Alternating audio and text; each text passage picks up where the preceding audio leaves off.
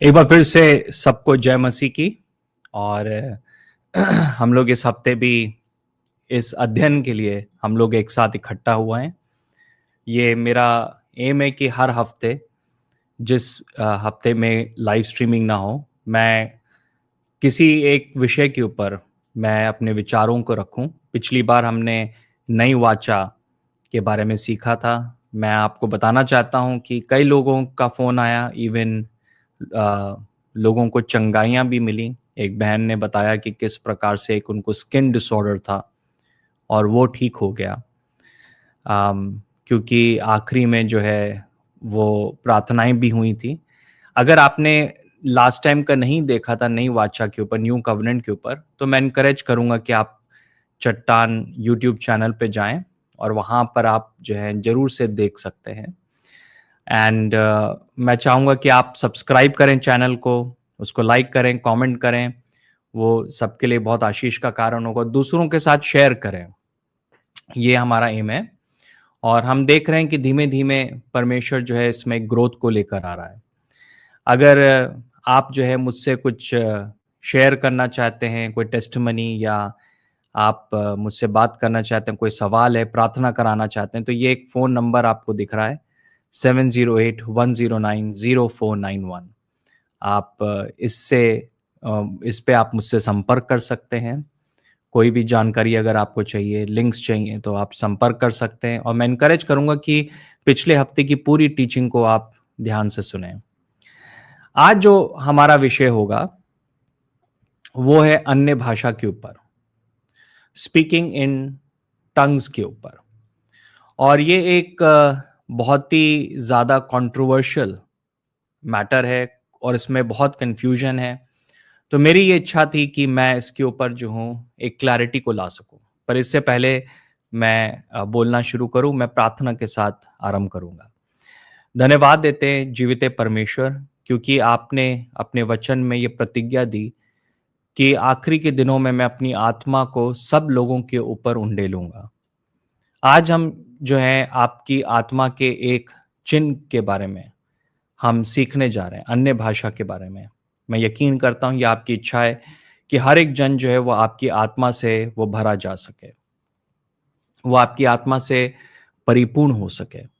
हम सबको आज अभिषेक दें, हर एक शब्द जो कि मैं बोलता हूँ वो आपकी पवित्र आत्मा के द्वारा हो। हर एक जन जो सुनता है वो आपकी आत्मा के द्वारा सुनने पाए। हम आपकी उपस्थिति के लिए पिता धन्यवाद देते हैं, यीशु मसीह के नाम से मांगते हैं, आमीन।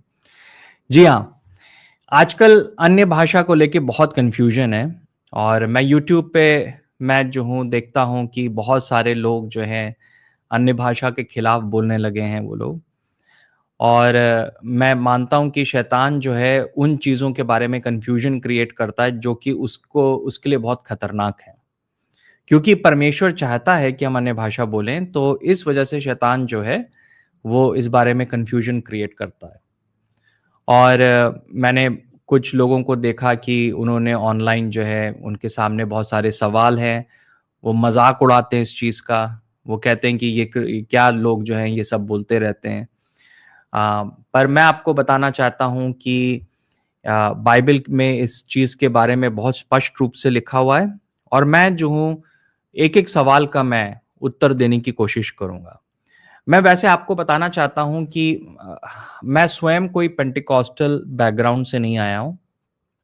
मेरे माता-पिता जो थे मैक्सवेल डेविड, स्नेहलता डेविड, वो लोग ऐसे कोई पेंटिकॉस्टल चर्च नहीं जाते थे, हम लोग मेथोडिस्ट चर्च जाते थे। यहाँ तक कि मैं आपको बताऊँ कि जो हमारे पास्टर थे वो बहुत ही अच्छे थे वो। एंड वो बहुत मतलब वर्ल्ड रिनाउंड व्यक्ति थे वो। पर लेकिन जो है वो अन्य भाषा पे नहीं मानते थे। यहाँ तक कि उन्होंने एक किताब लिखी थी, जिसमें वो ये बताना चाह रहे थे कि अन्य भाषा गलत है। और मैं उनकी वो इज़्ज़त करता हूँ क्योंकि उन्होंने कभी मज़ाक नहीं उड़ाया, पर उनका अपना तर्क था। और ऐसे बहुत सारे लोग हैं जो कि बहुत रिस्पेक्ट के साथ आपके साथ डिसएग्री करेंगे और मुझे कोई भी प्रॉब्लम नहीं है उनके साथ।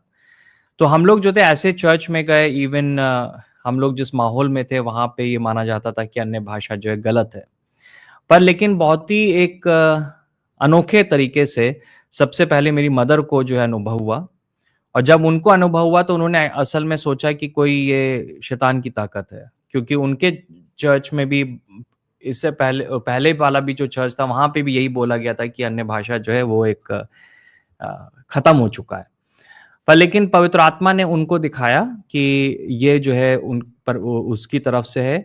और एक जो बहुत उनके जीवन में फ़र्क हुआ अन्य भाषा बोलने के बाद कि उनकी सेवा में जो एक वृद्धि आई। सो वहाँ से ये चीज़ शुरू हुई और मैं जो था, मैं थोड़ा बहुत थोमा के समान था। जब तक के लिए मुझे कोई चीज़ बाइबल से नहीं समझ में आती, तब तक मैं नहीं मानूँगा। सो जब मैं शायद अपने हाई स्कूल वाई स्कूल में था, मैं बाइबल पढ़ने लगा और एक दिन मैं पहला कुरिन्थियों उसके 14 अध्याय में आया और वहाँ पे लिखा जो अन्य भाषा में बोलता है वो अपनी उन्नति करता है। इंग्लिश में है कि ही एडिफाइज हिमसेल्फ। और वो जैसे ही मैंने देख पढ़ा तो मुझे लगा जैसे पवित्र आत्मा ने मुझसे बात करी और मुझसे कहा कि ये तुम्हें ज़रूरत है। और उसके बाद मैंने प्रार्थना करना शुरू किया और सही समय पे परमेश्वर ने मुझे जो है अन्य भाषा का वरदान दिया और उस वहाँ से जो है मेरी यात्रा हुई। मेरे जीवन के ऊपर बहुत प्रभाव हुआ उसका, जिसके बारे में मैं आखिरी में कुछ-कुछ बातें आपके साथ मैं शेयर करूँगा। तो एक-एक करके मैं जो हूँ आपके कुछ सवालों का मैं उत्तर दूँगा, जो कन्फ्यूज़न है उसको मैं दूर करने की कोशिश करूँ, जो कि मैंने अपने जीवन में सीखा और जो प्रभाव देखा उसका, उससे मैं थोड़ा बहुत बताना चाहता हूँ। आप उन लोगों के साथ ये वीडियो शेयर कर सकते हैं जिनको क्वेश्चंस हैं, है ना? अनफॉर्चुनेटली यूट्यूब पे बहुत लोग हैं जो कि अन्य भाषा के खिलाफ जो है बोलते हैं, मज़ाक उड़ाते हैं। अ, वो मुझे लगता है बहुत गलत है। अ, मुझे लगता है कि इवन अगर डिसएग्रीमेंट होना होना है तो इज़्ज़त के साथ डिसएग्रीमेंट होना है। मैं बहुत सारे लोगों के साथ संगति करता हूँ जो कि नहीं मानते अन्य भाषा पे पर लेकिन उनके मन में आदर है, तो वो मुझे अच्छा लगता है। तो हम इस विषय का मज़ाक ना उड़ाएँ, पर हम जो है एक अच्छे मन के साथ डिसएग्री भी कर सकते हैं, उसमें कोई गलत बात नहीं है। तो जो पहला सवाल है, वो यही है कि अन्य भाषा क्या है? What is speaking in tongues? और ये एक बहुत बड़ा सवाल है कि ये क्या चीज़ है? तो इसका जो मैं डेफ़िनेशन है मेरी, जो मैंने बाइबल से पे आधारित है, वो ये है, अन्य भाषाएँ पवित्र आत्मा के माध्यम से एक अज्ञात भाषा में बोलने का एक अलौकिक उपहार है, वरदान है, ओके? यानी कि हम सुपरनैचुरली अलौकिक तरीके से पवित्र आत्मा के द्वारा हम एक दूसरी भाषा हम बोलने लगे या पवित्र आत्मा की मदद से हम एक दूसरी भाषा बोलने लगे, जो भाषा हम नहीं जानते, जो भाषा हमने कभी सीखी नहीं है। और इसका हम वर्णन देखते हैं, प्रेरितों के काम में हम देखते हैं, हम जो है अलग-अलग जगहों पे देखते हैं कि लोगों ने अन्य भाषा में बोला। पर लेकिन जो एक पद जो कि मैं आपके सामने मैं लाना चाहता हूँ वो है मरकुस उसका 16 का 17 और वहाँ पे लिखा है कि जो विश्वास करेंगे, उनके साथ ये चिन्ह होंगे। वे मेरे नाम से दुष्ट आत्माओं को निकालेंगे, नई-नई भाषाएँ बोलेंगे। सो ये जो है विश्वासियों का एक चिन्ह है, एक साइन है। यानी कि यीशु मसीह की अपेक्षा ये है कि हर एक विश्वासी जो है वो अन्य भाषा में बोल सके, राइट? जैसे यीशु मसीह की अपेक्षा है कि हर एक विश्वासी जो है दुष्ट आत्माओं को निकाला जा सके। देखिए दुष्ट आत्मा को निकालना जो है कोई वो एक स्पेसिफिक गिफ्ट नहीं है, कोई वरदान नहीं है क्योंकि हर एक विश्वासी जो है वो दुष्ट आत्मा निकाल सकता है। ज़रूरी नहीं कि सिर्फ़ एक पास्टर ही दुष्ट आत्मा को निकाले, कोई बड़ा अभिषिक्त दास दुष्ट आत्मा को निकाले। जी नहीं। ये अधिकार जो है सब लोगों के पास है, सब विश्वासियों के पास है। उसी प्रकार से ये भी एक चिन्ह है कि विश्वासी जो हैं वो दूसरी भाषाओं में अलौकिक तरीके से वो बोलने लगे। उन्होंने उस चीज़ को जो है सीखा ना हो, ओके? तो ये एक चीज़ है और हम देखते हैं कि संसार में बहुत सारे लोगों का इस पे अनुभव हुआ है। मैं आपको ये भी बताना चाहता हूँ कि इसके ऊपर बहुत साइंटिफिक रिसर्च हुआ। मैं कोशिश करूँगा कि अपने कमेंट सेक्शन में मैं एक लिंक आपके साथ शेयर कर सकूँ। एक जो है अमेरिका में जो है एक यूनिवर्सिटी में वो जानना चाह रहे थे कि लोग जो अन्य भाषा बोलते हैं वो अपने आप से बोलते हैं या वो लोग जो है रैली में एक भाषा बोल रहे हैं। तो उनको जो है स्कैनर्स के नीचे रखा गया और रिकॉर्ड करा गया जब वो अन्य भाषा में बोल रहे थे, और आखिरी में साइंटिस्ट का निष्कर्ष था, वो चकित थे और उन्होंने कहा कि ये जो है वो अपने मन से बना नहीं रहे, पर लेकिन रियली में जो है ये एक भाषा है, ये उसका एक स्ट्रक्चर है। तो ये एक रियली में एक भाषा, एक सुपर नेचुरल चीज है ये, और ये चाहता है परमेश्वर कि हर एक जन जो है इसको एंजॉय कर सके, क्योंकि उसके कारण है जिसको मैं आखिरी में आपको मैं बताऊंगा। ओके, तो हम अपनी अपनी जो भाषा है हिंदी में, इंग्लिश में प्रार्थना करते हैं, जो कि बहुत ज़रूरी है। पौलुस कहता है मैं अन्य भाषा में भी प्रार्थना करता हूँ, और मैं जो हूँ भाषा जो जानता हूँ उसमें भी प्रार्थना करता हूँ, है ना। I pray in my spirit and I pray in with my understanding. तो वो दोनों बहुत इंपॉर्टेंट है, पर लेकिन ये एक अनुभव है जो कि परमेश्वर चाहता है कि हर एक जन के पास जो है होने पाए। ओके, अब जो दूसरा सवाल है मैं जो आपके सामने लाना चाहता हूं वो है, क्या जो लोग अन्य भाषा नहीं बोलते वे बचाए नहीं गए हैं, या उनमें पवित्र आत्मा नहीं है? अब अनफॉर्चुनेटली क्या है कि इस चीज को लेकर बड़ा कंट्रोवर्सी, एक साइड हम देखते हैं कि हमारे पेंटिकॉस्टल भाई बहन हैं, और दूसरे साइड हम देखते हैं वो लोग जो कि अन्य भाषा पे नहीं मानते हैं। तो कई बार जो हम लोग के पेंटिकॉस्टल भाई बहन हैं, क्योंकि वो अन्य भाषा बोलते हैं, तो वो दूसरों को लुक डाउन करते हैं जो नहीं बोलते हैं, और ये तक बोलते हैं कि भाई अगर तुम अन्य भाषा नहीं बोल रहे हो तो तुम्हारा उद्धार नहीं हुआ है, तुम्हारे अंदर पवित्र आत्मा नहीं है ना। पर लेकिन मेरा मानना ये है कि ये बात गलत है। सो अगर आपका कोई मसीह दोस्त है और वो अन्य भाषा में नहीं बोलता है, तो इसका मतलब नहीं कि आप उसको बोलो कि तुम नरक जाओगे, या आप उसको बोलो कि तुम्हारे अंदर पवित्र आत्मा नहीं है। इसमें हमें जो है भेद करना है पवित्र आत्मा की उपस्थिति और पवित्र आत्मा की सामर्थ्य के बीच में। ओके, ये पॉसिबल है कि कोई जन पवित्र आत्मा की उपस्थिति में हो और पवित्र आत्मा की उपस्थिति उसमें हो, पर लेकिन वो पूरी तरीके से पवित्र आत्मा की सामर्थ्य से भरपूर नहीं है।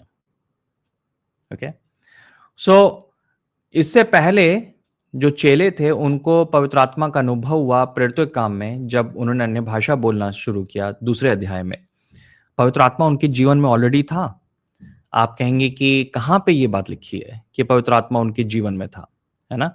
तो मैं जो हूँ ये पद है वो है यूहन्ना उसका 20 का 22, है ना, 20 का 22।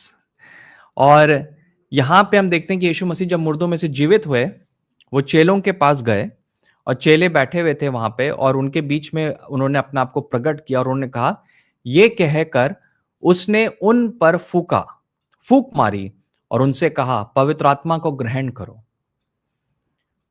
ये जो था पेंटिकॉस्ट के दिन से पहले की बात है कि यीशु मसीह गए चेलों के पास, उन्होंने उनके ऊपर फूका और कहा कि पवित्र आत्मा को ग्रहण करो। इसका मतलब है कि उस समय चेलों ने पवित्र आत्मा को ग्रहण कर लिया था, पवित्र आत्मा उनके जीवन में था। उस समय उनका नया जन्म हुआ था मेरे भाइयों बहनों, क्योंकि जब तक यीशु मसीह मुर्दों में से जीवित नहीं हुआ तब तक के लिए वो नया जन्म को अनुभव नहीं कर सकते थे, पर यीशु मसीह के पुनरुत्थान के बाद जो है अब वो नए जन्म का अनुभव कर सकते हैं। तभी यीशु मसीह ने उनके ऊपर फूका और कहा कि मेरी आत्मा को ग्रहण करो। तो जो 12 चेले थे उनके अंदर ऑलरेडी पवित्र आत्मा था, है ना। इसका मतलब है कि वो ऑलरेडी बचाए गए थे, है ना, उनका उद्धार हो रखा था। तो उनके जीवन में पवित्र आत्मा की उपस्थिति ऑलरेडी थी, पहले से ही थी। पर लेकिन हम देखते हैं कि जब आप प्रेरितों के काम पहले अध्याय में आते हैं, तो यीशु मसीह ने उन्हीं चेलों को कहा कि यरूशलेम में तुम ठहरे रहो जब तक के लिए जो पिता ने प्रतिज्ञा की है वो तुम उसको अनुभव ना करो, यानी कि पवित्र आत्मा की सामर्थ्य के बारे में। और यीशु मसीह ने कहा कि पवित्र आत्मा का सामर्थ्य तुम्हारे ऊपर आएगा, तुम जो हो मेरे गवाह ठहरोगे यरूशलेम में, यहूदिया में और संसार के कोने तक। वो एक डिफरेंट एक्सपीरियंस है। तो जब चेले पेंटिकॉस्ट के दिन पर वेट कर रहे थे, तो वो उद्धार के लिए नहीं वेट कर रहे थे, वो पवित्र आत्मा की सामर्थ्य के लिए वेट कर रहे थे, है ना। यही चीज़ जो है बहुत इम्पोर्टेंट है। हमें मालूम होना चाहिए कि अगर आप अन्य भाषा नहीं बोल रहे हो, इसका मतलब नहीं है कि आप बचाए नहीं गए हो। आप अन्य भाषा नहीं बोल रहे हो, इसका मतलब ये नहीं है कि आपके अंदर पवित्र आत्मा नहीं है। पर लेकिन वो भरपूरी में आप और ज़्यादा बढ़ सकते हो। कोई अगर जन होगा, वो अन्य भाषा नहीं बोलता है, वो जो है उसने उस चीज़ को अनुभव नहीं किया है, इसका मतलब नहीं है कि वो नरक चला जाएगा। उसका अनुभव हुआ है क्योंकि उसने यीशु मसीह को उद्धारकर्ता के रूप में ग्रहण किया, उसने अपने पापों से पश्चाताप किया है, जो कि हम पवित्र आत्मा के बिना हम कर नहीं सकते हैं। कोई भी जन पवित्र आत्मा के बिना यीशु मसीह को अपना प्रभु नहीं बना सकता है, राइट? बहुत सारे ऐसे लोग हैं मेरे भाई-बहनों जो थे जो कि अन्य भाषा नहीं बोलते थे।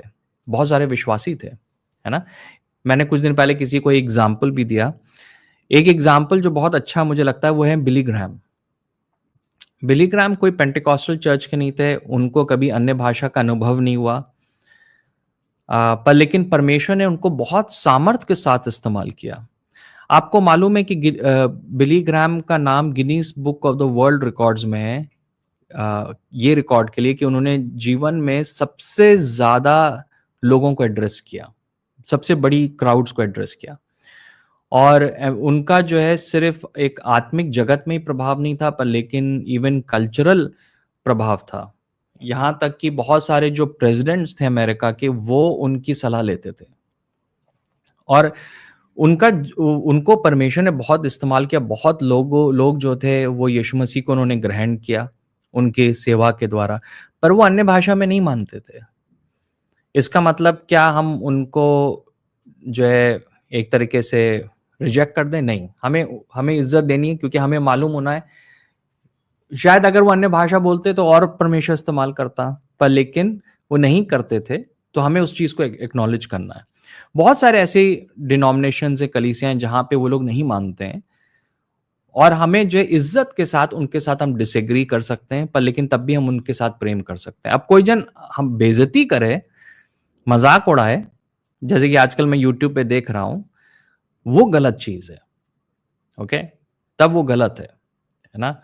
पर लेकिन जो है अगर कोई जन आपको आपके साथ प्रार्थना करने के लिए रेडी है, ये जानते हुए भी कि आप दोनों के विचार अलग हैं, तो कोई बात नहीं।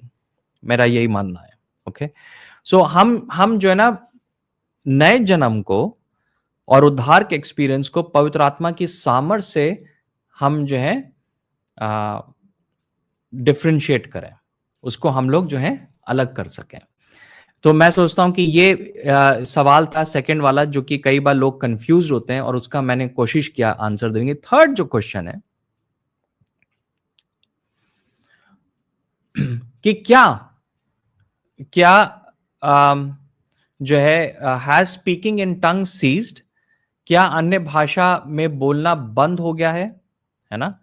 ये एक सवाल है, क्योंकि बहुत सारे लोगों का जो बाइबल के शिक्षक है उनका ये कहना है कि हाँ, पहली सदी में लोग अन्य भाषा बोलते थे, पर लेकिन जो है वो समय के साथ जो है वो क्या हो गया, खत्म हो गया।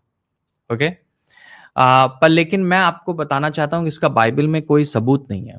अमेरिका में एक बहुत फेमस थियोलॉजियन थे, उनका नाम जॉन मैकार्थर था। कुछ महीने पहले ही उनका देहांत हुआ। वो सदर्न बैप्टिस्ट चर्च के जो है एक बहुत फेमस बाइबल टीचर थे, और उन्होंने असल में एक किताब लिखी थी, उसमें उन्होंने सेसेशनिज्म को बढ़ावा दिया था। सेसेशनिज्म जो है एक प्रकार से एक थियोलॉजी है जो ये कहती है कि हाँ, पहली सदी में लोग बोलते थे, पर लेकिन अब वो खत्म हो गया, नाउ इट्स ओवर। पर लेकिन हम बाइबल में इसका कोई सबूत नहीं देखते हैं, और कई बार जो लोग इस विचारधारा को मानते हैं, वो पहला कुरिन्थियों उसका 13वें अध्याय को हमेशा कोट करते हैं, क्योंकि अगर आप उसके अंत में आएंगे तो आप पाएंगे कि वहां पे पौलुस कहता है कि जो भविष्यवाणियां हैं वो समाप्त हो जाएंगी, अन्य भाषाएं जो हैं वो खत्म हो जाएंगी। तो वो उस चीज को लेकर बोलते हैं कि ये चीज सिर्फ पहली सदी के लिए था, और पौलुस ने खुद बोला आगे चल के खत्म हो जाएगा। पर लेकिन अगर आप ध्यान से उस अध्याय को पढ़ेंगे तो पौलुस जो था वो एक डिफरेंट बात बोल रहा था। वो ये बोलना चाह रहा था कि जब हम स्वर्ग जाएंगे तब हमें भविष्यवाणियों की जरूरत नहीं होगी। जब हम स्वर्ग जाएंगे तब हमें जो है आ, अन्य भाषा की जरूरत नहीं होगी। उसका कारण क्या है? क्योंकि जब आप स्वर्ग चले गए तो उसके आगे कुछ है नहीं, तो भविष्यवाणी की जरूरत नहीं है, पर तब तक जरूरत है। जब आप स्वर्ग चले गए तो आप जो है पूरी तरीके से परफेक्ट हो गए। तो इस वजह से आपको अन्य भाषा की जरूरत नहीं है, क्योंकि अन्य भाषा का वरदान हमें इसलिए मिला है ताकि हम जो है आत्मिक रीति से उन्नति कर सकें। जब आप स्वर्ग चले जाएंगे तो उसके बियॉन्ड जो है कोई आत्मिक उन्नति नहीं है, क्योंकि आप परफेक्ट हो जाएंगे वहां पे, है ना। तभी पौलुस ने वहां लिखा कि जब परफेक्ट आएगा तो इम्परफेक्ट चला जाएगा। आप उसी पद में देखिएगा तो वहां पे लिखा है कि जब सिद्ध आ जाएगा तो जो असिद्ध है वो हट जाएगा, है ना। और फिर उसने कहा अभी मैं जो धुंधला देख रहा हूं, तब मैं जो स्पष्ट रीति से देखूंगा। तो वो कब की बात बोल रहा है कि कब वो स्पष्ट रीति से देखा? जब वो स्वर्ग में होगा, है ना। इसका मतलब ये है कि जब तक हम पृथ्वी पर हैं, हमें भविष्यवाणी की जरूरत होगी, हमें भविष्यवाणी के वरदान की जरूरत होगी, हमें जो है अन्य भाषा की जरूरत होगी, हमें चंगाई के गिफ्ट की भी जरूरत होगी। स्वर्ग में चंगाई के गिफ्ट की जरूरत नहीं है, क्योंकि वहां पे तो कोई जन बीमार नहीं पड़ेगा, पर जब तक पृथ्वी पर हैं तो हमें चंगाई के वरदान की आवश्यकता होगी, है ना। तो ये जो थ्योरी है वो गलत थ्योरी है, और अभी भी जो है पवित्र आत्मा जो है वो अन्य भाषा का वरदान देता है और लोग जो हैं वो उसको ग्रहण करते हैं। उल्टा मैं ये कहूंगा कि जैसे जैसे हम लोग आखिरी के दिनों में आएंगे तो ये चीज और ज्यादा बढ़ेगी। क्यों बढ़ेगी? क्योंकि पतरस ने कहा कि ये वही है जो आखिरी के दिनों में होगा, कि परमेश्वर अपनी सामर्थ को उंडेलेगा पवित्र आत्मा की। अगर 2000 साल पहले आखिरी दिन था, तो अभी तो हम लोग आखिरी के दिनों में हैं। इसका मतलब है चंगाई का वरदान, भविष्यवाणी का वरदान, और इसका मतलब है कि अन्य भाषा का वरदान आखिरी के दिनों में और तेजी से जो है ये बढ़ने जा रहा है ना। तो इसका जो आंसर है वो ये है कि नहीं, खत्म नहीं हुआ है ना। तो मैं जो हूं जॉन मैकार्थर के साथ डिसएग्री करता हूं। और वो उन्होंने जो बात को बोला, उनकी एक स्टडी बाइबल, बहुत फेमस स्टडी बाइबल है मैकार्थर स्टडी बाइबल करके, जो कि मेरा डिसएग्रीमेंट है उस विषय को लेके उनके साथ, ओके। पर लेकिन हम बाइबल का जब अध्ययन करते हैं तो हम स्पष्ट रीति से इस चीज को हम देखते हैं। अब जो चौथा क्वेश्चन है जो लोगों को कई बार कंफ्यूज करता है, वो ये है, इज टंग्स फॉर एवरीवन? क्या अन्य भाषा में बोलना सभी के लिए संभव है? क्या ये परमेश्वर की इच्छा है कि हर एक विश्वासी जो है अन्य भाषा में बोले? ये कॉम्प्लेक्स क्वेश्चन है। इसका आंसर हां भी है और ना भी है। और ये कंफ्यूजन जो है इसलिए होता है मेरे भाइयों बहनों, क्योंकि हमको ये नहीं समझ में आता है कि जब बाइबल में अन्य भाषा के बारे में लिखा है तो दो प्रकार के अन्य भाषाएं हैं, ठीक है। दो प्रकार की अन्य भाषाएं हैं हम जिसके बारे में देखते हैं। पहली जो अन्य भाषा है जिसका हम देखते हैं कि वर्णन है, वो पहला कुरिन्थियों उसके 12वां अध्याय में है। और वहां पे जो है ना पौलुस जो है बहुत ही क्लियरली बोलता है कि क्या सब लोग अन्य भाषा बोलते हैं, और वो 9 वरदानों के बारे में जो है एक सूची दे रहा है, उसमें से जो है वो इवन अन्य भाषा के बारे में बोल रहा है। तो वो कह रहा है कि ये 9 वरदान है और ये वरदान एक जन को नहीं मिलते हैं। इसमें से एक वरदान जो है किसी को मिलेगा, किसी को मिलेगा, किसी को मिलेगा। तो उसमें एक जगह लिखा है कि कुछ कुछ को अन्य भाषा मिलेगा, है ना। फिर बाद में वो खुद भी सवाल उठा रहा है कि वो कह रहा है क्या सब लोग अन्य भाषा बोल रहे हैं? तो वहां पे आंसर है कि नो, सब अन्य भाषा नहीं बोलते हैं। पर लेकिन वो जो अन्य भाषा है वो डिफरेंट है। वो जो अन्य भाषा है वो भाषा है कि मैं अलौकिक रूप से एक ऐसी भाषा बोलने लगूं जो कि मैं नहीं जानता हूं पर दूसरा जन जानता है। वो संसारिक भाषा है। क्योंकि अगर आप जो है पहला कुरिन्थियों 12वां अध्याय को आप अध्ययन करेंगे तो वो जो है कलीसिया की उन्नति के लिए, ये जो अन्य भाषा है ये दूसरे जन की उन्नति के लिए है ना। जिसका हम वर्णन जो है प्रेरितों के काम में देखते हैं कि जब उन्होंने उनके ऊपर आत्मा उतरा तो उन्होंने जब बोलना शुरू किया तो उनके चारों तरफ लोगों ने समझ लिया, उनकी वो भाषा में बोल रहे थे, राइट। तो हम क्या देख रहे हैं कि उस समय पवित्र आत्मा ने ऐसा सुपरनैचुरल गिफ्ट दिया कि वो लोग जो थे अन्य भाषा बोलने लगे, जो कि दूसरे लोग जानते, एक संसारिक भाषा बोल रहे थे वो लोग, जो कि दूसरा दन समझ सकता है। मेरे साथ ये अनुभव 2 बार हो चुका है ऐसा, कि जहाँ पे मैं मीटिंग में था और मैं ऐसी जैसे आपको मैं शिक्षा दे रहा हूँ अन्य भाषा की, वहाँ पे मैं दे रहा था और आखिरी में मैं बोलने लगा, तो मैंने एक्चुअली में लोगों की भाषा, जो उनकी भाषा है उसको, उसमें मैंने बोलना शुरू कर दिया। एक टाइम था कि 1-2 लड़कियां थी, ट्राइबल लड़कियां थी, संथाली लड़कियां थी, और मैंने जब बोलना शुरू करा तो वो एकदम चकित हो गई। वो मेरे पास आई, उन्होंने कहा कि पास्टर आप तो हमारी भाषा में बोल रहे थे, मुझे नहीं मालूम था मैं क्या बोल रहा था। मैंने कहा क्या मैं बोल रहा था? उन्होंने बोला कि आप जो है परमेश्वर की आराधना कर रहे थे। ओके, पर लेकिन वो जो एक्सपीरियंस था वो एक ही बार हुआ, और वो उसके बाद कभी नहीं हुआ मेरे साथ। ओके, मैं उम्मीद करता हूं कि आगे चल के वो एक्सपीरियंस होगा। तो वो एक स्पेसिफिक गिफ्ट है, और कई बार वो परमेश्वर जो है एक टाइम पीरियड के लिए देता है, क्योंकि वो दूसरों को ब्लेस करना चाह रहा है। ओके, पर लेकिन तो ये जो गिफ्ट है, मैं एक बार रिपीट करूं, ये गिफ्ट सबके लिए जरूरी नहीं है कि ये है। ठीक है, तो सब लोग ना हो सकता है ना इस में बोलें, और जो जिन लोगों को है भी जरूरी नहीं कि वो रोज बोल पाएंगे, राइट। पर एक दूसरा जो गिफ्ट है अन्य भाषा का, वो जो है पहला कुरिन्थियों 14:2, ये एक डिफरेंट गिफ्ट है ना। हम कैसे जानते हैं कि डिफरेंट है? क्योंकि यहाँ पे लिखा है, देखिए यहाँ लिखा है, क्योंकि जो अन्य भाषा में बोलता है वो मनुष्य से नहीं परंतु परमेश्वर से बात करता है, और उन्हें कोई समझ नहीं सकता। कोई समझ नहीं सकता मतलब मनुष्य नहीं समझ सकता। इसका मतलब है कि वो अर्थली लैंग्वेज में नहीं बोल रहे हैं, वो अर्थली लैंग्वेज में नहीं बोल रहे हैं।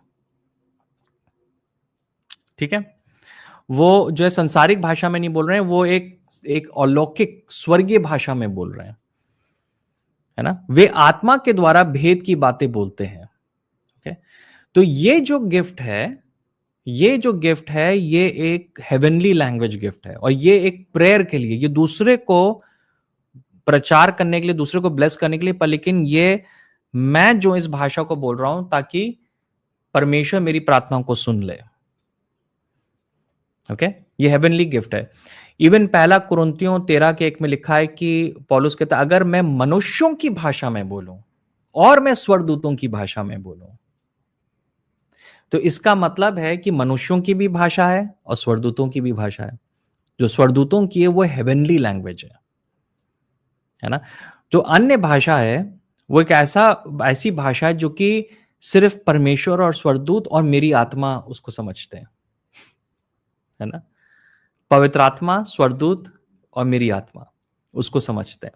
इसीलिए मैं मानता हूं कि जब हम अन्य भाषा में असल में बोलते हैं तो हम जो है स्वर्गदूतों को अट्रैक्ट करते हैं, क्योंकि हम जो है हेवनली लैंग्वेज में बोल रहे हैं। क्योंकि देखिए यहाँ बहुत क्लियरली लिखा है कि इसको कोई नहीं समझता। ये डिफरेंट है पहला कुरिन्थियों 12वें अध्याय में जो लिखा है, वो एक डिफरेंट एक्सपीरियंस है। ये जो एक्सपीरियंस है ये सबको सबको मिल सकता है ना। 9 में पौलुस कह रहा है कि सबको नहीं मिलता है, पर यहां पे हम देख रहे हैं कि ये जो है सबको मिल सकता है, क्योंकि हम देख सकते हैं इधर, आ, हाँ, हम यहाँ पे देखते हैं कि पहला कुरिन्थियों 14:5, मैं आपको इनकरेज करूंगा कि अगर आप इस टीचिंग को और अच्छे से समझना चाहते हैं तो आप प्लीज पहला कुरिन्थियों उसका 14 जरूर से पढ़िएगा पूरा। ठीक है, अब पहला कुरिन्थियों 14:5 में पौलुस जो है वो कलीसिया के लिए प्रार्थना कर रहा है, सब विश्वासियों के लिए कह रहा है। वो कह रहा है काश तुम सब लोग अन्य भाषा बोलो। इंग्लिश में आए कि I wish that you may all speak in tongues, I pray that you may all speak in tongues. अगर पौलुस को लगता है कि ये सबके लिए नहीं है तो वो ये प्रार्थना क्यों करता? इसका मतलब है कि जो है वो एक्सपेक्ट कर रहा है कि सब लोग जो है इस अन्य भाषा को बोले जो स्वर्गीय भाषा है ना। और यही चीज मैं आज आपको बताना चाहता हूं मेरे भाई बहनों, ये परमेश्वर की 100% इच्छा है कि हम सब लोग, आप भी एक स्वर्गीय भाषा में बोलें, ताकि आपकी प्रार्थना का जीवन जो एक नए लेवल पर आ सके, है ना। और फिर हम एक और बात देखते हैं यहाँ पे, पहला कुरिन्थियों 14:39 में पौलुस कह रहा है, और अन्य भाषाएं बोलने से मना मत करो। यह अनफॉर्चुनेट बात है कि आजकल बहुत सारी कलीसियाओं में बहुत सारे विश्वासी, यूट्यूब में कई जो प्रचारक हैं, वो अन्य भाषा बोलने से रोकते हैं लोगों को। वो गलत बात है। हमें किसी को रोकना नहीं है ना? तो मैं आपको यही बात बताना चाहता हूं कि जो हेवनली लैंग्वेज है वो सबके लिए है। ओके, ये परमेश्वर की इच्छा है कि हर एक जन जो है वो उस भाषा में बोले, और ये एक विश्वासी का जो है एक चिन्ह है, और बहुत ही इंपॉर्टेंट चिन्ह है, जो कि मैं कह सकता हूं, है ना? तो अभी हमने जो है 4 क्वेश्चंस को हमने जो है कवर किया है। मैं जो जल्दी जल्दी कर रहा हूं इसको। मैं उम्मीद करता हूं कि आगे चल के जो है आप इसको और अध्ययन करेंगे। अगर आपके पास सवाल हो तो आप मुझसे और पूछ सकते हैं। तो 5वां सवाल जो लोग कई बार पूछते हैं और इंग्लिश में आया कि is it useful to pray in tongues cooperatively, है ना? इसका मतलब है, क्या संगति में अन्य भाषाओं में प्रार्थना करना उपयोगी है? क्योंकि जो मैंने आपको एक बात बताई कि ये जो अन्य भाषा, जो स्वर्गीय भाषा है, ये हमारी अपनी आत्मिक उन्नति के लिए है ना? ये हमारी अपनी आत्मिक उन्नति के लिए है ना? ये दूसरे की आत्मिक उन्नति के लिए नहीं है। ओके? जैसे भविष्यवाणी का वरदान जो है दूसरों की आत्मिक उन्नति के लिए है। चंगाई का गिफ्ट जो है वो दूसरे की चंगाई के लिए है, दूसरों को ब्लेस करने के लिए, वो कलीसिया को बढ़ाने के लिए है। पर लेकिन जो स्वर्गीय भाषा में अन्य भाषा है, वो हमारे व्यक्तिगत आत्मिक उन्नति का है। तो इसका मतलब है, अगर मैं अन्य भाषा बोलने लगूं, रबानी खुद थोरो लबो, तो आपका उससे कोई भी आत्मिक उन्नति नहीं होगी जब तक कि मैं उसको इंटरप्रेट ना करूं। अगर मैं उसको इंटरप्रेट कर रहा हूं, तब जो है वो आपको समझ में आएगा, है ना? और यही बात जो है ना, पौलुस कई जगह वो बोलता है, जैसे कि हम पहला कुरिन्थियों 14:6 में भी देखते हैं, हे भाइयों, यदि मैं तुम्हारे पास आकर अन्य भाषाएं बोलूं, तो जब तक मैं तुम्हें कोई प्रकाशन या ज्ञान या भविष्यवाणी या शिक्षा ना दूं, तब तक मैं तुम्हें क्या लाभ पहुंचाऊंगा, है ना? प्रॉब्लम ये थी कि जो पहले कुरिन्थियों की जो कलीसिया थी, वहां पे लोग जो थे चर्च में अन्य भाषाएं बोल रहे थे बहुत देर देर तक, है ना? मैं भी कभी कभी अन्य भाषा बोलता हूँ, कभी कभी जब मीटिंग्स होती हैं बोलता हूँ, क्योंकि मैं पवित्र आत्मा से जब सुनने की कोशिश करता हूँ, इंटरप्रिटेशन मैं लेना चाहता हूँ, तो मैं अन्य भाषा बोलता हूँ। पर लेकिन ये जो है ना, मैं आपको बताना चाहता हूँ कि कई चर्चेज में जो होता है ये कि वो लोग जोर जोर से चिल्लाने लगते हैं, अन्य भाषा बोलने लगते हैं। मुझे लगता है कि वो थोड़ा कंट्रोल करने की जरूरत है। और जब हम लोग एक साथ मिलते हैं, तो इम्पॉर्टेंट है कि हम लोग जो है अपनी भाषा में प्रार्थना करें, ताकि दूसरा जन समझ सके और दूसरा जन एडिफाइड हो सके, है ना? मैं व्यक्तिगत जीवन में अन्य भाषा में बहुत बात प्रार्थना करता हूँ। मेरी 90% प्रार्थना जो है अन्य भाषा में है। पर मैं जब किसी से कहीं चर्च जाता हूँ, तो मैं ज़्यादा नहीं बोलता हूँ, है ना? या जब मुझको जो है कोई इंटरप्रिटेशन की आवश्यकता होती है, तब मैं जो अन्य भाषा में बोलता हूँ, और वो भी मैं धीमे-धीमे बोलता हूँ, ठीक है? तो आजकल मैंने देखा है कि एक प्रकार से ये मीटिंग्स होती हैं, जहाँ पे लोग जो हैं वो इकट्ठा हो जाते हैं 1 घंटे के लिए रोज़, और वो कहते हैं कि हम लोग सब एक साथ मिलके अन्य भाषा में प्रार्थना करेंगे। अब उसमें कोई वो पाप नहीं है, और मैं मानता हूँ कि जब वो कर रहे हैं तो परमेश्वर उन्हें ब्लेस करेगा, और उनका एक प्रकार से हर एक जन का व्यक्तिगत उन्नति हो रही है। पर लेकिन उससे कलीसिया बिल्ड नहीं हो रही है ना? वो चीज़ मैं जो हूँ घर पे अकेले भी कर सकता हूँ। तो उसमें कोई फ़ायदा नहीं है कि वो चीज़ करने के लिए। अगर कोई प्रेयर मीटिंग में आप जा रहे हो, चर्च में जा रहे हो, तो ज़्यादा हमें जो है अपनी भाषा में प्रेयर करना, ताकि हम एक-दूसरे के साथ एग्री कर सकें, हम आमीन बोल सकें। आप इस बारे में समझ रहे हैं, है ना? पर आजकल हम देखते हैं कि कई लोग जो हैं इस प्रकार से कर रहे हैं, तो जो कि मुझे लगता है कि एक इनकरेक्ट है, क्योंकि पौलुस ने इस बारे में बहुत ही क्लियरली इस बारे में बोला कि जब तुम एक साथ मिलो तो ज़्यादा तुम अन्य भाषा में नहीं बात करो। वो ये भी नहीं कह रहा है कि बिल्कुल ना करो, बट उसका एक प्रकार से ये कहना है कि इसको थोड़ा-सा कम करो, और ऐसी चीज़ें करो चर्च में, जो कि सब सब लोग उन्नति कर सकें। कॉर्पोरेट प्रेयर करो, किसी कोई बीमार है उसके लिए प्रार्थना करो, वचन दो, कुछ पवित्र आत्मा ने तुमको जो है पूरे हफ्ते भर सिखाया, तुमने क्वाइट टाइम किया, वो शेयर करना चाहते हो तो वो शेयर करो, किसी के पास कोई टेस्टमनी है तो वो शेयर करो, जिससे कि दूसरा जन जो है वो बिल्ड हो सके, है ना। सो मेरा मेरा एडवाइस ये है कि कलीसियाओं में हम जो है जब एक साथ होते हैं तो कम करें, और कभी कभी पवित्र आत्मा जब अगुवाई करेगा तो हम एक साथ ज्यादा कर सकें, पर लेकिन ज्यादा से ज्यादा हम लोग जो है उन गिफ्ट्स के ऊपर फोकस करें, उन बातों के ऊपर फोकस करें जो कि दूसरे लोग समझ रहे हैं, है ना। दूसरे लोग क्या कर रहे हैं, वो लोग समझ रहे हैं, है ना। और फिर से देखिए यहाँ पे जो है पहला कुरिन्थियों उसके 14, 18 और 19 में वो कहता है, मैं तुम सबसे अधिक अन्य भाषा में बोलता हूं, परंतु कलीसिया में मैं अपनी समझ से 5 बातें कहना अधिक पसंद करूंगा, है ना। तो व्यक्तिगत जीवन में पौलुस जो था बहुत अन्य भाषा में बोल रहा था। उल्टा मैं ये आपको एक एक प्रकाशन की बात बताऊं कि अगर आप अपने व्यक्तिगत जीवन में अन्य भाषा में बहुत बोलेंगे तो आप प्रकाशन में बहुत ग्रो करोगे। पौलुस के पास जितना प्रकाशन था उतना प्रकाशन किसी और जन के पास नहीं, कोई और चेले के पास नहीं था। उसने नियरली 70% नए नियम को लिखा।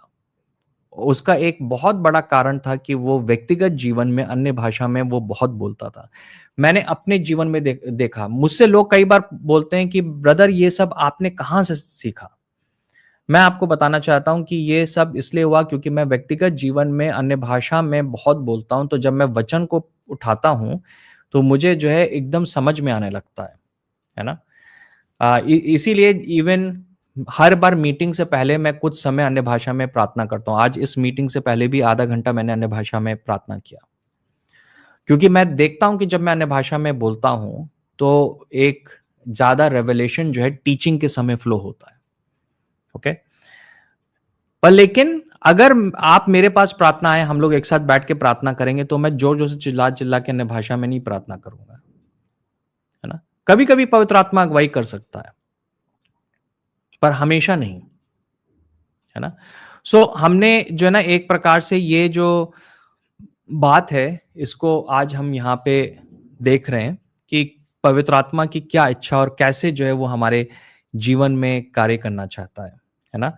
तो व्यक्तिगत जीवन में आप जो है अन्य भाषा में बोल सकते हैं, और अन्य भाषा का एक बहुत बड़ा जो फायदा है वो ये है कि आप कभी भी अन्य भाषा में प्रार्थना कर सकते हैं, क्योंकि इवन अगेन पॉल जो है पहला कुरिन्थियों 14 में लिखता है कि जब मैं अन्य भाषा में बोल रहा हूं तो मेरा आत्मा जो है वो फलवंत है, पर लेकिन मेरा जो ज्ञान है वो फलवंत नहीं है। इसका मतलब है कि जब मैं अन्य भाषा में बोल रहा हूं तो मुझे अपने माइंड को यूज करने की जरूरत नहीं है। जो मेरे पास्टर थे, जो जिनके बारे में मैंने आपको बताया हमारे चर्च में, उन्होंने जो अपनी किताब में लिखा, उन्होंने कहा कि अगर मेरा माइंड फ्रूटफुल नहीं है, मेरी जो अंडरस्टैंडिंग है वो नहीं ग्रो करे, तो उसका फायदा क्या है फिर। तो मुझे लगा ये बात बिल्कुल सही है, तो मैंने परमेश्वर से पूछा। तो मैं आपको बताना चाहता हूं कि उसका फायदा ये है कि इवन अगर आप कुछ भी काम कर रहे हो घर पे, आप उस समय अन्य भाषा में बोल सकते हो। आपको फोकस करने की जरूरत है। आप खाना बना रहे हो, आप अन्य भाषा में बोल सकते हो। आप नहा रहे हो, आप अन्य भाषा बोल सकते हो। मुझे सबसे ज़्यादा मैं एन्जॉय करता हूँ अन्य भाषा बोलना जब मैं ड्राइव करता हूँ। मैं यहाँ से ग्रेटर नोएडा से कई बार लखनऊ में ड्राइव करता हूँ, 5 घंटे का रास्ता होता है। पूरे रास्ते भर मैं अन्य भाषा बोलता रहता हूँ, है ना। मैं म्यूज़िक ऑन कर देता हूँ और मैं जो अन्य भाषा बोलता रहता हूँ। और वो मैं सबसे ज़्यादा इम्पोर्टेंट मुझे अच्छा लगता है, क्योंकि जब ड्राइविंग कर रहे हैं तो मुझे फ़ोकस करना इम्पोर्टेंट है। देखिए पौलुस जो था, मैं सोचता हूँ कि उससे ज़्यादा किसी और जन ने ट्रैवल नहीं किया। सबसे ज्यादा ट्रैवल जो है पॉलुस ने किया। तो आप समझ सकते हैं कि उसका आधा जीवन जो है वो यात्रा में निकल रहा था, पैदल चलने में निकल रहा था। फिर वो ये इवन कहता है कि वो जो था तंबू बनाने वाला था, तो वो काम भी कर रहा था, पर लेकिन साथ में वो ये भी कह रहा है कि मैं दिन और रात प्रार्थना करता हूँ। वो कलीसिया को कह रहा है कि निरंतर तुम प्रार्थना करते रहो। तो कैसे वो निरंतर प्रार्थना कर रहा था? मैं यकीन करता हूँ जब वो पैदल चल रहा था या वो ऊँट पर बैठा हुआ था, तो वो जो है प्रार्थना करते जा रहा था, रबानी हंदर अलावा शिखवा। फिर जो है वो तंबू जब बना रहा था, तो वो प्रार्थना करते जा रहा था, रबानी हंदुखोर अलावा। तो वो अपने काम के ऊपर भी फोकस कर रहा है और वो प्रार्थना भी करता जा रहा है ना? ये जो है ना, हम इस बात को हम जो है समझ सकें। इसी तरीके से वो इसीलिए वो कह रहा है कि मैं सबसे ज़्यादा जो है सबसे ज़्यादा मैं अन्य भाषा में प्रार्थना करता हूँ। इसका मतलब है वो दिन भर अन्य भाषा में प्रार्थना कर रहा था। अगर आप जो हो रोज़ 3-4 घंटा इस प्रकार से अन्य भाषा में प्रार्थना करोगे, मैं आपको बता रहा हूँ कि आप बिल्कुल डिफरेंट हो जाओगे। आपके जीवन में ऐसी-ऐसी चीज़ें होंगी कि आपने कभी अपेक्षा नहीं की, जिसके बारे में मैं आपको आखिरी में थोड़ा बहुत बताऊँगा। सो ये एक बहुत इंपॉर्टेंट बात है। तो आखिरी में जो एक पॉइंट है जो कि मैं आपके सामने लाना चाहता हूँ और वो ये है कि मैं नहीं, सॉरी, 2 पॉइंट्स बच गए। अ, और वो मैंने ऑलरेडी आपके साथ शेयर कर दिया है कि what is the use of tongues if I don't understand, कि अगर मैं उसको समझ नहीं रहा हूँ तो उसका क्या फ़ायदा है? तो उसका फ़ायदा यही है कि मेरा माइंड जो है काम नहीं कर रहा, तो आत्मा जो है वो सीधे काम कर आत्मा सीधे परमेश्वर से बात कर रही है। एक और कारण है मेरे भाइयों-बहनों, आपको मालूम है कि कई बार हमारा माइंड जो है वो हमारा सबसे बड़ा दुश्मन है। क्योंकि हम सब लोग पापी हैं, तो हमारे विचार पापी हैं और हमारे विचार जो है कभी भी परमेश्वर की इच्छा में चलने की कोशिश नहीं करेंगे, है ना? हम सब जो है ना योना के समान है, जिसको परमेश्वर ने कहा कि तुम निनवे जाओ तो वो तर्शीश जाना चाह रहा था। तो हम लोग जब कई बार अपने मन से प्रार्थना करते हैं तो हम अपनी इच्छा के अनुसार प्रार्थना करते हैं, पर जरूरी नहीं कि वो पवित्र आत्मा की इच्छा हो, है ना? तो कई बार हमें जो है ना अपनी भाषा में प्रार्थना करना बंद करके हमें पवित्र आत्मा में प्रार्थना करना है, ताकि जो है हम लोग जो है परमेश्वर की इच्छा के अनुसार 100% जो है हम लोग प्रार्थना कर सकें। क्योंकि कई बार हमको जो है ना भेद की बातें हमें मालूम भी नहीं होती हैं। जैसे कि एक उदाहरण यहाँ पे हम देखते हैं, रोमियो 8 का 26। यहाँ पे लिखा है कि आत्मा भी हमारी दुर्बलता में सहायता करता है, क्योंकि हम नहीं जानते कि प्रार्थना किस रीति से करनी चाहिए, परंतु आत्मा आप ही ऐसी आहे भर भर के जो बयान से बाहर है हमारे लिए प्रार्थना करता है ना? हमें नहीं मालूम है कि हमें कैसे प्रार्थना करना चाहिए। आप प्रार्थना कर रहे हो अपनी फ्यूचर वाइफ के लिए, हस्बैंड के लिए, आपको नहीं मालूम है कि कौन है आपका फ्यूचर वाइफ और हस्बैंड। आप अपने दिमाग से प्रार्थना कर रहे हो, तो हो सकता है कि वो परमेश्वर की इच्छा ना हो, किसी व्यक्ति के लिए कर रहे हो वो परमेश्वर की इच्छा ना हो। पर लेकिन जब आप पवित्र आत्मा में प्रार्थना करो तो आप उसी व्यक्ति के लिए प्रार्थना कर रहे हो। आप जो है कोई जॉब के लिए प्रेयर कर रहे हो, कुछ आपके दिमाग में कि स्पेसिफिक जॉब हो, पर परमेश्वर को पहले ही से मालूम है कि वहां पे खतरा है, वो अच्छी जगह नहीं है।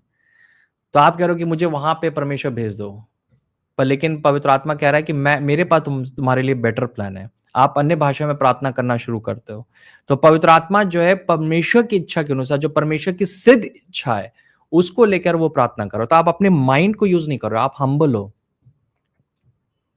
है ना? लिखा है ना नीति वचन में, do not lean upon your understanding, कि अपनी समझ के ऊपर भरोसा ना करो। तो यह समझ से प्रार्थना करनी है, पर उससे ज्यादा जो है हमें आत्मा के द्वारा प्रार्थना करनी है, हमें अन्य भाषाओं में प्रार्थना करनी है। तो जब आप अन्य भाषा में प्रार्थना कर रहे हैं, आप 100% परमेश्वर की इच्छा के अनुसार प्रार्थना कर रहे हैं। असल में सिर्फ एक ही प्रकार की प्रार्थना है जो कि 100% परमेश्वर की इच्छा के अनुसार होती है, और वो अन्य भाषा की प्रार्थना होती है ना? क्योंकि वो हमारे ब्रेन को बाईपास कर दे रही है, हमारे ब्रेन को बाईपास कर दे रही है। इसका एक और वो चीज है कि कई बार जो है, जैसे हमारा ब्रेन जो है वो लिमिटेड है, हमारा माइंड लिमिटेड है, हम भविष्य को नहीं जानते। हो सकता है कि शैतान ने युक्ति बनाई आपके लिए कि कल वो आपका एक्सीडेंट कराना चाहता है। अब आप अपनी समझ से प्रार्थना नहीं कर सकते क्योंकि आपको मालूम नहीं है, पर जब आप अन्य भाषा में प्रार्थना कर रहे हो तो आपको जो है ना वो चीज जो है समझ में आ रही है। आप पवित्र आत्मा जो है प्रार्थना कर रहा है, और पवित्र आत्मा उस समय के लिए प्रेयर कर रहा है कि जब एक्सीडेंट होने जा रहा है, उस समय पवित्र आत्मा उस सिचुएशन के लिए प्रेयर कर रहा है, और वो सिचुएशन नहीं होती है, आपको मालूम भी नहीं चलेगा। आप जब स्वर्ग जाओगे तब पता चलेगा कि पवित्र आत्मा ने आपको कितने एक्सीडेंट से बचा लिया, है ना? कितनी बुरी परिस्थितियों से पवित्र आत्मा ने आपको बचा लिया। है ना? तो हम जो है ना इस प्रकार से जब प्रार्थना करते हैं, जब हम उसको हम समझते नहीं है कि क्या हम प्रार्थना करें, वो हमारे लिए ब्लेसिंग का कारण है। उससे हमारी आत्मिक उन्नति हो रही है। इसी वजह से मेरा मैं मानता हूं कि हर एक विश्वासी को रोज कम से कम आधा घंटा, 1 घंटा जो है अन्य भाषा में प्रार्थना करना चाहिए, क्योंकि आप अपने जीवन के लिए एक परफेक्ट प्रेयर को आप परमेश्वर के सामने आप कर रहे हो, है ना? आप इस बात को समझ पा रहे हो? अगर आप ये जानेंगे तो उससे जो है बहुत ब्लेसिंग होगी। कई बार मैं आपको बताना चाहता हूँ, इवन मैं दूसरों के लिए जब प्रेयर करता हूँ, तो मैं असल में नहीं जानता हूँ कि मुझे क्या करना है। अब ये बात ज़रूर है कि अन्य भाषा जो है वो हमारी अपनी आत्मिक उन्नति के लिए है, पर कई बार जब हम दूसरे के लिए भी प्रेयर कर रहे हैं, तो हम अन्य भाषा में प्रार्थना कर सकते हैं। मैं आपको एक एग्ज़ाम्पल देता हूँ। मैंने कई बार ये एग्ज़ाम्पल दिया है। ये मेरे साथ हुआ था, मैं एक जगह जो था उड़ीसा में मैं बाइबल ट्रेनिंग में गया था। और वहाँ पे शिक्षा के लिए हियरिंग गॉड्स वॉइस कि कैसे हम परमेश्वर की आवाज़ को सुन सकें। तो दोपहरी में खाने के बाद जो है मेरी एक रहता है कि मैं जो प्रार्थना करूँगा, तो यूजुअली अन्य भाषा में मैं प्रार्थना करता हूँ। बिस्तर पे लेट जाता हूँ, खाना-वाना खा लेते हैं, थोड़ी नींद आती है तो मैं लेट कर जो अन्य भाषा में प्रार्थना करता हूँ।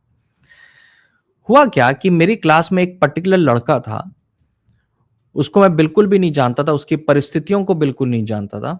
सडनली उसका विचार मेरे दिमाग में आया, बहुत स्ट्रांगली, और मुझे लगा कि पवित्र आत्मा कह रहा है इसके लिए प्रेयर करो। तो मैं उठा और मैंने उस लड़के के लिए प्रार्थना करना शुरू किया। पर लेकिन जैसे मैंने बताया कि हमारी समझ लिमिटेड है, तो मुझे मालूम नहीं था कि क्या प्रार्थना करना है।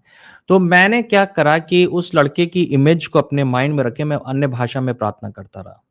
करीब मैं जो था 15-20 मिनट जो मैं प्रेयर करता रहा उसके लिए, और बीच-बीच में मैं उसको ब्लेस, उसके प्रोटेक्शन के लिए प्रेयर कर रहा हूँ, उसके सब बातों के लिए मैं प्रेयर कर रहा हूँ। बस मैं प्रेयर करता जा रहा हूँ, करता जा रहा हूँ, करता जा रहा हूँ उस स्पेसिफिक लड़के के लिए।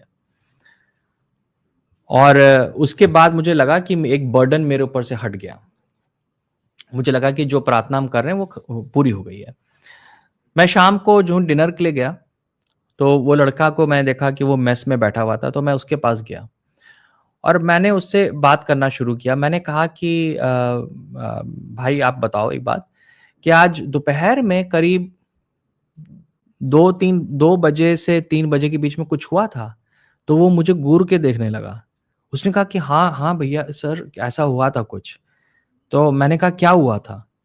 उसने कहा सर मैं खाने के बाद मैं ये बाइबल कॉलेज से बाहर गया, ऐसे ही घूमने के लिए। तो एक पास में एक बिल्डिंग है जो कि अंडर कंस्ट्रक्शन है, तो मुझे लगा कि चलो मैं ऊपर चला जाता हूँ, थोड़ी अच्छी हवा खाऊँगा। तो वो ऊपर चला गया टेरेस पे, वो करीब 4-5 मंजिला बिल्डिंग थी, और उसने कहा कि जब वो ऊपर था, उसने एक आवाज़ को सुना, और वो आवाज़ जो थी हिप्नोटिक थी, और उसने आवाज़ में सुना कि कोई जन कह रहा है कि अपने आप को ख़त्म कर लो, अपने आप को ख़त्म कर लो और यहाँ से कूद जाओ। तो उसने कहा कि उसको मालूम नहीं था कि वो कहाँ पर है, वो उसको मालूम नहीं था कि वो अपने में है कि नहीं है। पर उसने कहा कि वो जो आवाज़ कह रही थी मैं करने लगा, और मैं जो था वो जो रेलिंग थी उसके पास जाने लगा, और मैं एकदम कोने पर आ गया, और जैसे ही मैं कोने पर आया तो किसी ने मेरे कंधे के ऊपर ज़ोर से मारा और कहा कि अरे! तुम क्या कर रहे हो? तो एकदम से वो अपने में आया और फिर वो नीचे वापस आ गया। तो मैंने उससे जब पूछा वो एग्ज़ैक्ट टाइम क्या था, वो एग्ज़ैक्ट टाइम वो था मेरे भाई-बहनों जिस समय मैं उसके लिए प्रेयर कर रहा था, अन्य भाषा में। मुझको नहीं मालूम था कि वो क्या लड़का हो उससे हो रहा है। आप समझ सकते हैं अगर उसने कूद जाता वो, तो उससे कितना बड़ा टेंशन होता। मतलब एक तो उसका अपना जीवन वो खो देता, पर लेकिन जो बाइबल कॉलेज था उसके ऊपर कितना टेंशन था। तो कई बार जो है पवित्र आत्मा आपको इस प्रकार से प्रार्थना में हेल्प कर सकता है कि आप लोगों के लिए प्रेयर करें और आपको मालूम ही नहीं कि आप क्या प्रार्थना कर रहे हो। पर आप जो है मध्यस्थता कर रहे हो उनके लिए परमेश्वर की इच्छा के अनुसार, उनकी आवश्यकता के अनुसार उस दिन, है ना? ये ऐसे एक्सपीरियंसेस कई बार हुए हैं, इवन मेरी मदर को ऐसे एक्सपीरियंसेस बहुत बार हुए हैं प्रार्थना में, एकदम से उनको लगा, वो उठी और उन्होंने प्रेयर करना शुरू किया। सो हम जो है ना इस प्रकार से हम यहाँ पे देखते हैं कि ये परमेश्वर का काम है और ये एक ब्लेसिंग है कि हम लोग की दुर्बलता में पवित्र आत्मा हमारी मदद करता है कि हमें कैसे सिद्ध तरीके से 100% परफेक्टली परमेश्वर की इच्छा के अनुसार हम प्रार्थना करें। ओके, अब जो है जो आखिरी जो सवाल है और इसके ऊपर हम थोड़ा डिस्कशन, जैसे थोड़ा लंबा मैं बोलूंगा, वो है कि हाउ विल टंग्स इंपैक्ट मी, कि अन्य भाषा मुझ पर कैसा प्रभाव डालेगी। ओके, क्यों पवित्र आत्मा चाहता है कि वो हमारे द्वारा प्रार्थना करे, क्यों परमेश्वर चाहता है कि हम अन्य भाषा में प्रार्थना करें, क्यों पौलुस कह रहा है कि मैं तुम सब में सबसे ज्यादा अन्य भाषा में बोलता हूं। उसके कुछ कारण है। पहला कारण, पवित्र आत्मा जो है अन्य भाषा के द्वारा हमारी कमजोरियों के ऊपर हमें विजय देता है।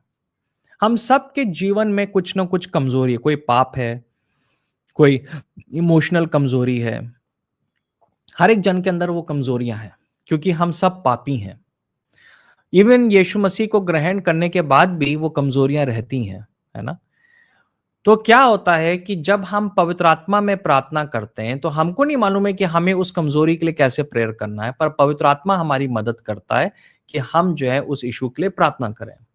इवन अभी जो हमने रोमियो 8 में पढ़ा, वहां पे लिखा है कि आत्मा भी हमारी दुर्बलता में सहायता करता है। पवित्र आत्मा का जो मेन रीजन है आपके जीवन में वो ये है कि वो आपकी दुर्बलता में वो आपकी सहायता करे, है ना। जो भी आपकी कमजोरियां हैं वो उसमें आपकी सहायता करे। कई लोग कहते हैं कि हमको बाइबल नहीं समझ में आता है। आप अन्य भाषा बोलना शुरू करेंगे तो कुछ दिनों के बाद जो है आपको बाइबल समझ में आने लगेगी। कई लोगों को लगता है कि वो जो है ठीक से प्रचार नहीं कर पाते हैं। आप अन्य भाषा में बोलना शुरू करेंगे, आप जो है ठीक से प्रचार करना शुरू करेंगे। कई लोग कहते हैं कि वो अपने विचारों में संघर्ष करते हैं अशुद्ध चीजों से। वो क्षमा मांग रहे हैं, वो बार बार जो है उसके लिए उस पाप को हटाने के लिए बात कर रहे हैं, पर प्रार्थना कर रहे हैं, पर वो जा नहीं रहा है। जब आप पवित्र आत्मा के द्वारा प्रार्थना करेंगे तो पवित्र आत्मा आपकी हेल्प करेगा कि आप उन विचारों को अपने काबू में कर सको। आप समझ रहे हैं, है ना। तो पवित्र आत्मा जो है आपकी इस प्रकार से मदद करता है। जब आप अन्य भाषा में प्रार्थना करोगे तो आप क्या देखोगे कि जैसे जैसे आप अन्य भाषा में बोलोगे तो आप धीमे धीमे बहुत सारी जो इमोशनल और मानसिक और जो है आत्मिक कमजोरियां हैं वो आपके जीवन से हटने लगेंगी, है ना। यहाँ तक कि पहला कुरिन्थियों उसके 4:4 में जो है 14:4 में भी कुछ इसी प्रकार से पौलुस कह रहा है, जो व्यक्ति अन्य भाषा में बोलता है वो अपनी उन्नति करता है, परंतु जो भविष्यवाणी करता है वो कलीसिया की उन्नति करता है।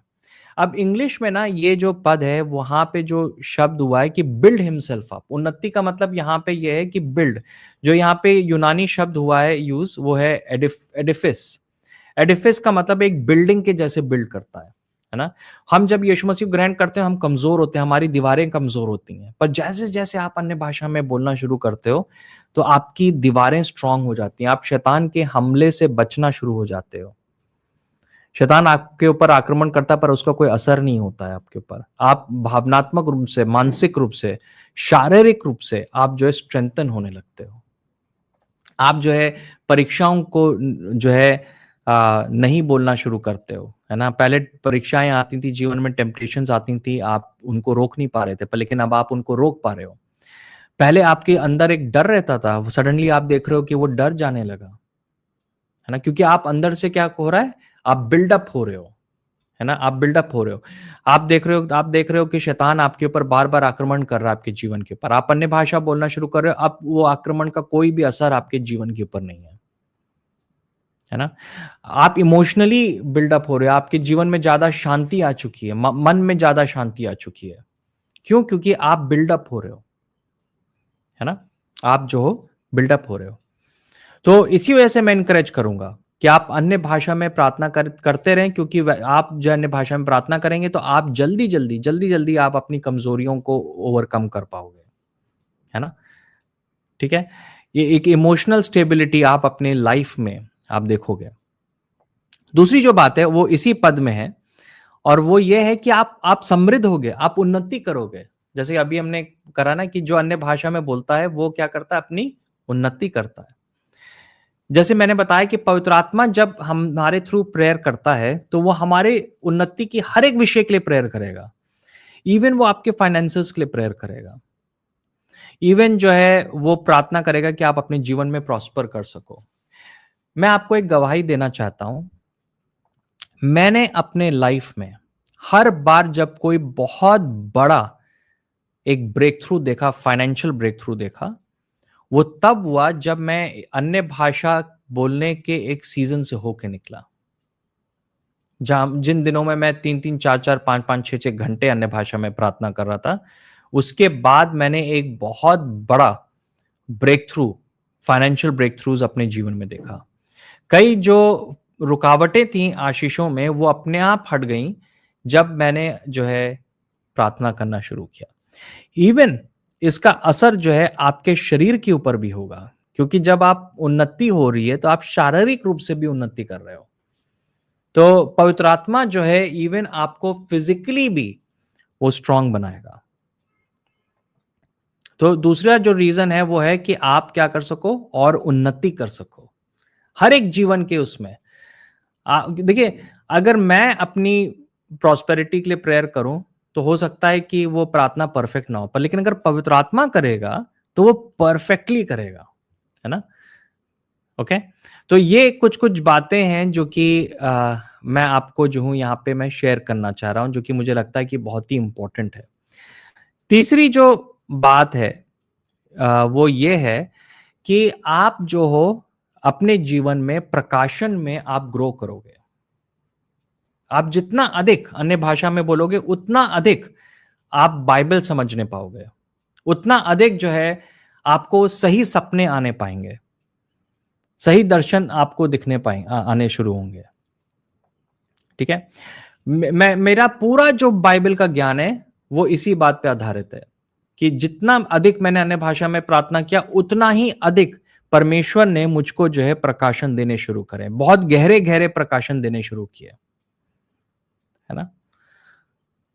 और जो कुछ भी मैं शिक्षा देता हूं मैं इसी बेसिस पे मैं देता हूं। ओके।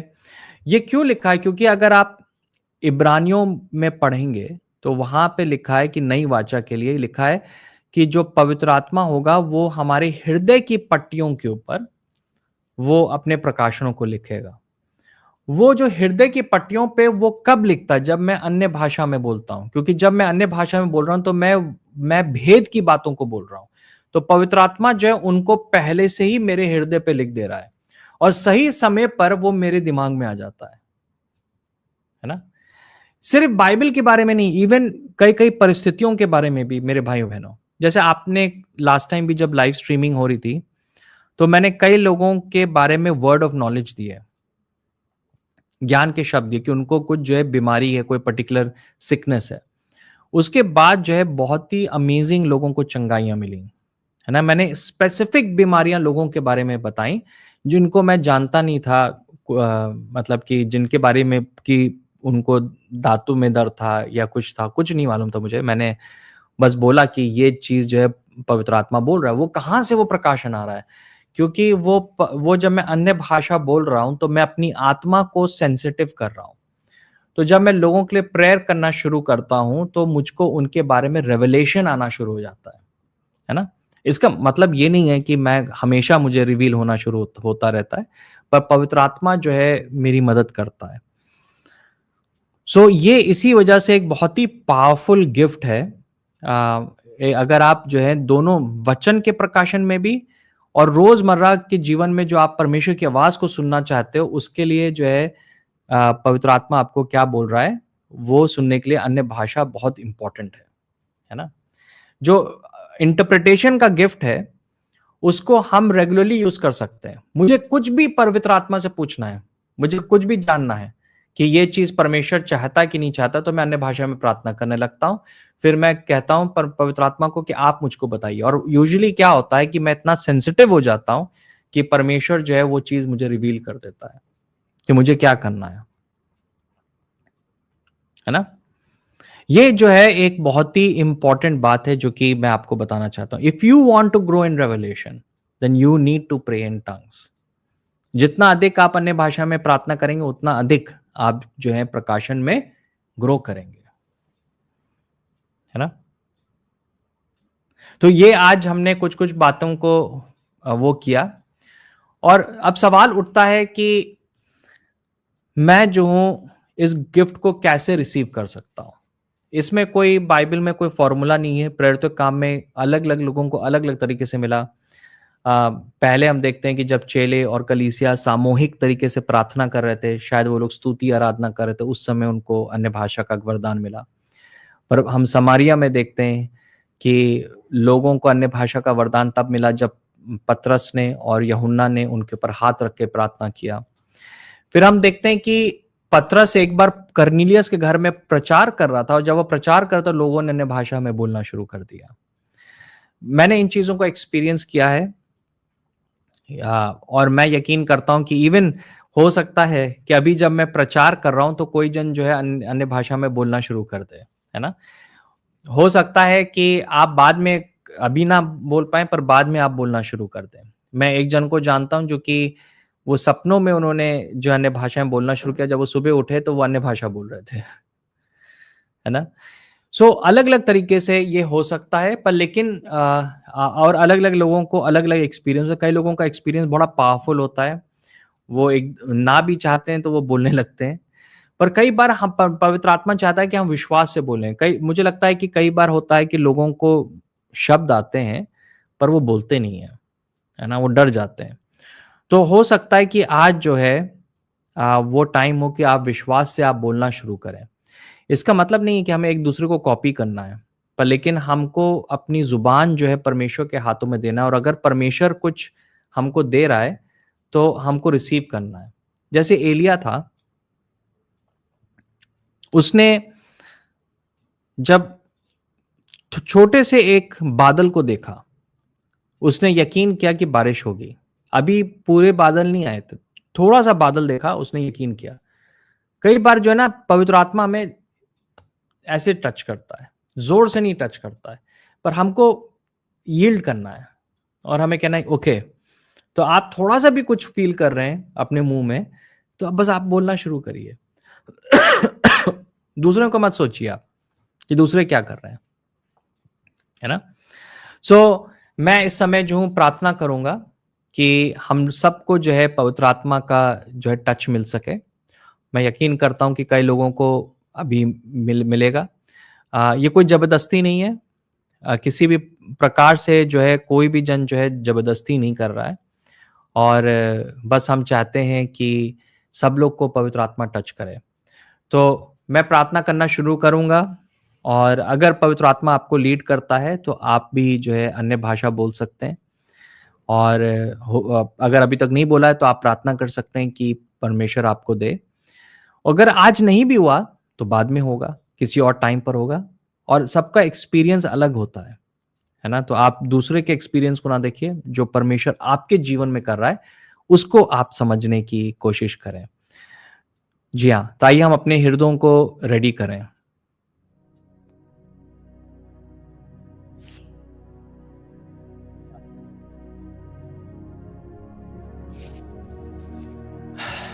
Yes father. आइए हम लोग प्रार्थना करें। पिता परमेश्वर, आपने हमसे कहा कि अगर तुम मुझसे रोटी माँगोगे तो मैं तुम्हें जो हूँ श्राप नहीं दूँगा। अगर हम आपसे पवित्र आत्मा माँग रहे हैं, तो आप हमें इनकार नहीं करेंगे और ना ही आप हमें कोई और चीज़ देंगे। आज हम सब मिलकर प्रार्थना करते हैं कि आप हम सबको पवित्र आत्मा दें। हर एक जन जिसको अभी तक ये अनुभव नहीं हुआ है, हम चाहते हैं कि आप उनको ये अनुभव दें। आप उनको तैयार करें, उनको विश्वास दें कि वो इस चीज़ को रिसीव कर सकते हैं। हम इस पूरे अनुभव को आपके लहू में हम समर्पित कर देते हैं। हर एक भ्रम में डालने वाली आत्माओं को हम यीशु के नाम से हम हटा देते हैं। हालेलुया। राही लापारांदा पेशखवा। मैं ऑलरेडी फ़ील कर रहा हूँ कि परमेश्वर जो है वो कई लोगों को टच कर रहा है और आप ऑलरेडी महसूस करना शुरू करेंगे। अगर आप कुछ फ़ील कर रहे हैं, तो रोकिए नहीं, फ्लो होने दीजिए। यीशु मसीह ने कहा, जो मेरे ऊपर विश्वास करेगा, उसके अंदर से जीवन की जल की नदियाँ बहेंगी। जब आप पवित्र आत्मा आपके अंदर है, जब आप अपने मुँह को खोलेंगे, तो जीवन की जल की नदियाँ निकलेंगी। राखुधरालाबा शिंदेरेलाबा, मासुकोरमेतामिष्टे बेहदबा, एदनिमितेंगे पेरेनमो सोंदोरोबो शकबा, एशिकी काकामाशिकी भी हदरबेरबे, एसुंदोरोनमो सेंगरबा शिंदबा, माखांदरीलाबा शुंडबेशकमा। हो सकता है कि आप सिर्फ तुतलाएं, कोई बात नहीं। लोग कई बार मजाक उड़ाते हैं, वो कहते ताता क्या कर रहे हो, कोई बात नहीं। पवित्र आत्मा उस आवाज को समझता है। और जब हम बच्चे होते हैं, तो हम जब बोलना शुरू करते हैं, तो हम तुतलाते हैं।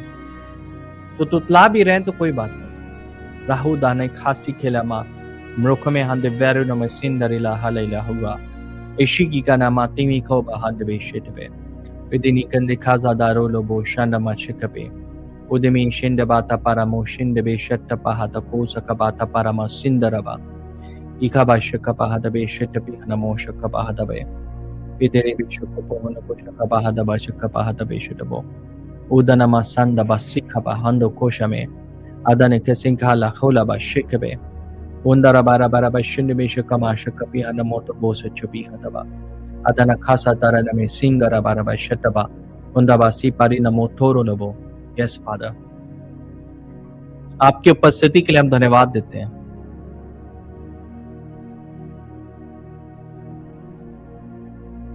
मैं परमेश्वर सिर्फ आपका एक माध्यम हूं, या आपके बच्चे हैं। आप अपनी सामर्थ को उनके बीच में प्रकट करना चाहते हैं।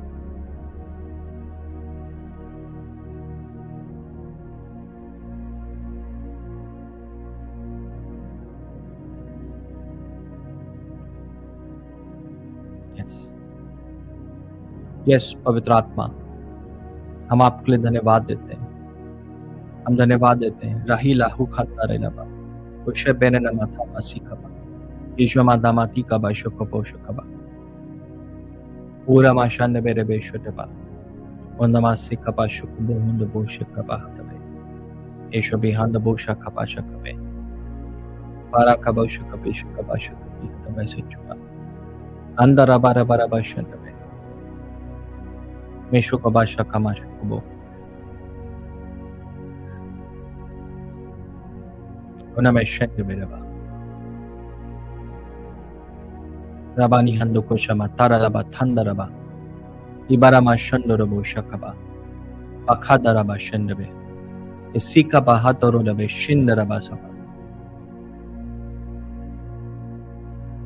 मुझे एक इंटरप्रिटेशन मिल रहा है जो कि पवित्र आत्मा देना चाह रहा है, और वो ये कह रहा है कि खुद बिल्ड होते जाओ, अपना निर्माण करते जाओ, अन्य भाषा में बोलकर, अपने आत्मिक जीवन में ग्रो करके, पर लेकिन उसके बाद दूसरों को भी बिल्ड करो।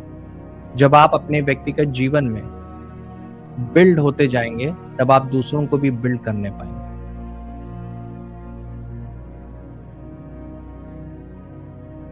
परमेश्वर आपको यूज करना चाहता है कि आप दूसरों को बिल्ड करें, दूसरों के लिए एक आशीष का कारण बने। परमेश्वर ने पौलुस को जो है यही बात बोली थी। परमेश्वर ने कहा था उसको कि हालेलुया, परमेश्वर ने इब्राहिम को यह बात बोली थी कि मैं तुम्हें आशीष दूंगा और तुम संसार की सारी जातियों के ऊपर आशीष तुम दोगे। हम इस बात पे यकीन करने पाए कि हम संसार की सारी जातियों को हम आशीष देंगे, हम दूसरों को आशीष देंगे जब हम आशीषित होंगे।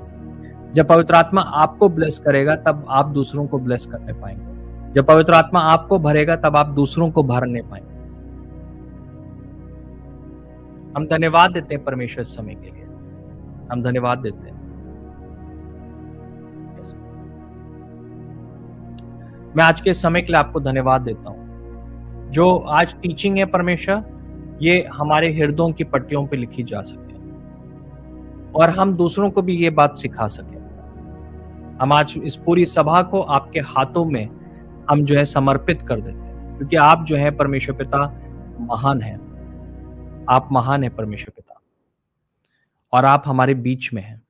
हम धन्यवाद देते हैं, हम धन्यवाद देते हैं। यस पिता परमेश्वर, यीशु के नाम से मांगते हैं, आमीन।